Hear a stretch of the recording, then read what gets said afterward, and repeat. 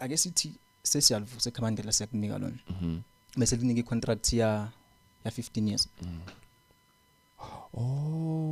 ikwi contract ne yes iKhamandela it's contractual yeah likuniketa isikhathi sekuphila nalendvo lesuke uyiphethe ngaleso sikhathi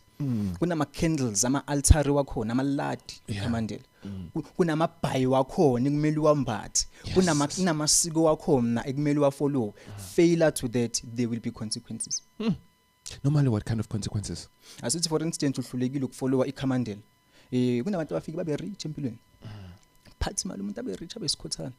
uthi ambhekawe phansi like as if nothing happened yes omunye akula athi la vuka khona kuphele everything aphinda acale phasavu ucabanga ngasuye kwentakala ini lapha ish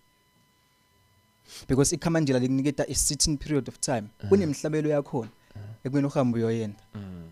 and you cannot separate iKhamandela from a grave